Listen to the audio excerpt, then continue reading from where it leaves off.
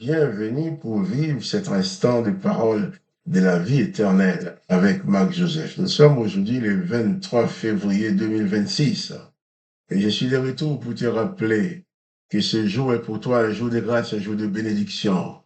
Si tu détiens dans ta vie la présence de Jésus-Christ, aucune malédiction ne peut t'atteindre. Aucune puissance démoniaque ne peut faire du mal dans ta vie. C'est un jour de grâce pour toi, puisque tes péchés te sont pardonnés. Et le fait que Jésus est présent en toi, tu es aussi prédisposé à pardonner. J'insiste dessus, je dirai tous les jours ça. Un jour de grâce pour toi, un jour de grâce pour les autres. Car ce qui détruit l'être humain, c'est l'absence du pardon. On ne se pardonne pas, on garde les rancœurs, comme l'Éternel a dit, œil pour œil, dent pour dent. Eh bien, ça s'est inscrit dans les gènes de l'être humain, la vengeance. Mais Jésus-Christ fait le contraire. Nous avons lu hier comment les soldats du gouverneur qui ont conduit Jésus au prétoire et s'assemblaient autour de lui et ils lui ôtaient ses vêtements, ils l'ont dénudé pour l'humilier et le couvrir des manteaux d'écarlate. La couronne d'épines, ils ont posé sur sa tête et ils se sont mis à se moquer de lui. Et comme je disais hier, Jésus n'a pas répliqué, il ne s'est pas rebuffé, il n'a pas dit un mot de condamnation, il ne les a pas jugés. Et on va arriver à la fin de cette séquence de crucifixion de Jésus-Christ, nous comprenons que pendant tout ce temps qu'ils étaient en train de maltraiter Jésus, Jésus continuait à les aimer. Jésus souffrait, en même temps, il pardonnait, il aimait. Et maintenant, après s'être agenouillé devant lui, en disant salut à des Juifs, ils crachèrent contre lui, prenant le roseau et frappaient sur sa tête. Ils ont humilié Jésus au plus bas, dénudé, mettre sur lui un manteau de pourpre, se moquer de lui en s'agenouillant, salut roi des Juifs, une couronne d'épines sur sa tête. Ils prennent le roseau, ils tapent sur la couronne d'épines. Imagine la couronne d'épines sur sa tête, et puis ils sont en train de taper sur cette tête avec la couronne d'épines, ce qui va enfoncer les épines dans sa tête. C'est une scène d'horreur.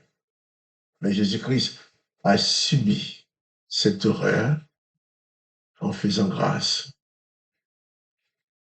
C'est pour ça que je ne cesserai jamais de dire chaque jour est un jour de grâce pour ceux qui sont en Jésus-Christ. Jésus-Christ est celui qui fait grâce. Jésus-Christ est celui qui te demande de faire grâce, de ne condamner personne, de ne faire du mal à personne, de ne juger personne, même ceux qui te font du mal. Jésus te demande d'accorder le pardon, car quand tu pardonnes à quelqu'un, non seulement tu libères la personne du mal qu'il t'a fait, mais toi, tu te libères aussi de ce mal. Ce mal n'a plus le pouvoir de te faire souffrir, parce qu'en pardonnant, tu l'as effacé. La présence de Jésus-Christ dans ta vie te rend plus fort que le mal, plus fort que la douleur, plus fort que la souffrance, plus fort que l'humiliation, au point de ne pas réagir en forme de vengeance. Mais comme Jésus-Christ est grâce, toi aussi, tu es imprégné de sa grâce, tu manifestes la grâce. Beaucoup de familles sont divisées parce qu'il n'y a pas de pardon. C'est la vengeance. Beaucoup de gens ne parlent plus avec leur meilleur ami. Beaucoup de gens ne parlent plus avec leur femme. Ils divorcent, ils se séparent. Parce qu'il y a des mauvaises choses qui se passent. Et derrière, au-dessus de ces mauvaises choses, il n'y a pas le pardon. Car si toi, tu es animé de la grâce de Jésus-Christ pour pardonner, mais cette présence de la grâce qui est en toi va t'empêcher à faire du mal aux autres aussi. Et là, tu vas t'approcher de jour en jour de l'image de la perfection de Jésus-Christ. Ce texte nous dit, il crachait contre lui, contre Jésus, prenait un roseau, le frappait sur sa tête. Après s'être ainsi moqué de lui, ils lui ôtèrent le manteau, lui remirent ses vêtements, et l'amenèrent pour le crucifier. Je m'attarde sur ce texte, car c'est pour dire qu'il faut vraiment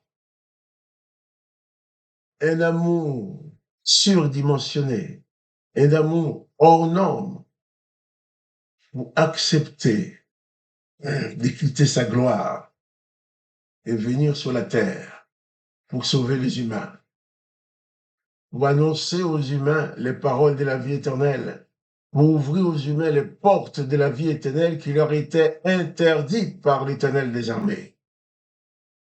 Et ces humains l'a traité de la sorte. Il est venu pour les sauver, pour les libérer. Mais eux, ils ont choisi de le torturer, de se moquer de lui, de l'humilier. Et toutes ces moqueries, toutes ces humiliations, tous ces coups qu'il a reçus, même le sang qui coulait de son visage, à partir des épines qui sont enfoncées dans sa tête, tout cela n'a pas pu éteindre son amour. Il a continué à aimer, il a continué à pardonner. En somme, il est resté amour, il est resté grâce. Il n'a condamné d'injurier personne. Mais les autres, eh bien, ils se sont moqués de lui. Ensuite, ils lui ôtèrent ses vêtements. Ils lui ôtèrent le manteau de pourpre. Ils lui remirent ses vêtements et l'amenaient pour être crucifié. Ils vont jusqu'au bout pour détruire le prince de la paix, pour détruire le roi de gloire, de qui ils se moquèrent en disant « Salut, roi des Juifs ». Oui, le roi des Juifs, le roi de l'amour, le roi de la paix, le roi de la grâce. C'est lui qui apporte dans ce monde cette dimension qui n'avait jamais existé. Les dimensions du pardon et de la grâce. Car dans ce pays d'Israël, avant la venue de Jésus, tout ce que le peuple connaissait, c'était œil pour œil, dent pour dent, pied pour pied, main pour main, blessure pour blessure. L'Éternel les avait même précisé par la bouche de Moïse, tu feras à l'autre exactement la même blessure qu'il t'a fait avec précision. Mais Jésus vient. Il dit, aimez vos ennemis, faites du bien à ceux qui vous font du mal. Priez, bénissez ceux qui vous persécutent, bénissez, ne maudissez jamais, afin que vous soyez fils de votre Père qui est dans les cieux. C'est dans l'évangile de Matthieu, chapitre 5, verset 48.